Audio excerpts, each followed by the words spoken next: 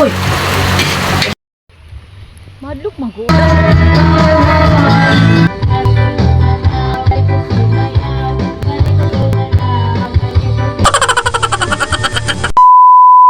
Heto na nga ang mga kaganapan sa kaarawan ni Papa, kaya ayan, panoorin ninyo hanggang dulo. Pasensya na nga talaga dahil medyo paos pa nga yung ate girl nyo ngayon tapos may sipon pa. Kagahapon ko pa nga sanang balak i-upload itong video na ito, paano ba naman pagkatapos ng kaarawan ni Papa ay nagkaroon nga ako ng lagnat. By the way, nanguha na nga pala kami ng mga buko dito, tapos kasamang ko nga pala mga kaibigan ko sa pagkudkod nitong mga buko. Ewan ko lang talaga, pero mas marami pa nga yung chismis namin kaysa nakudkod namin.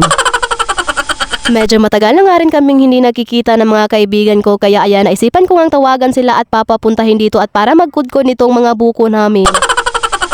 Day, joke lang. Pagkatapos nga naming magkudkod nitong mga buko at ayan, inilagay ko na nga itong mga pampalasa ng buko. Naparami nga ang pagkuha nitong mga buko, tapos yung iba nga hindi pa nga namin natapos sa pagkudkod pero punong-puno na nga ang lagayan nitong buko. At pagkatapos nga magtimpla ng ginawa nating buko Diyos at ayan, lumabas nga ako dito at para tingnan si Papa sa pagluluto ng kanyang lechon belly. Lechon belly lang talaga yung maluluto natin ngayon, gawa nga ng hindi pa talaga natin afford yung totoong lechon.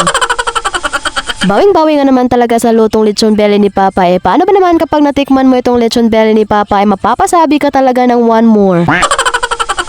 Sa sobrang crispy ba naman itong lechon belly ni Papa ay mapapakain ka talaga ng marami. Pagkatapos nga ni Papa magluto ng kanyang lechon belly at ayan, dumiretso na nga ako dito sa loob ng bahay at para tulungan si ate sa pagluluto nitong banana turon. Naisipan na nga lang talaga ni ate na magluto ng banana turon kaysa mabulok naman itong mga saging, isayang naman. Medyo marami na nga mga hinog na saging dito sa ilalim ng mesa ni Papa kaysa naman mabulok, kaya ayan, niluto na lang ni ate. Masarap nga naman talaga itong nilutong turon ni ate. Paano ba naman ay nilagyan nga niya ng cheese? Hindi ko na nga nakunan ng video na kumakain kaming lahat dito. Paano ba naman ay nalubat nga yung cellphone ko? At heto nga ay nadatnan ko na nga dito si Dodo sa labas na lasing na lasing.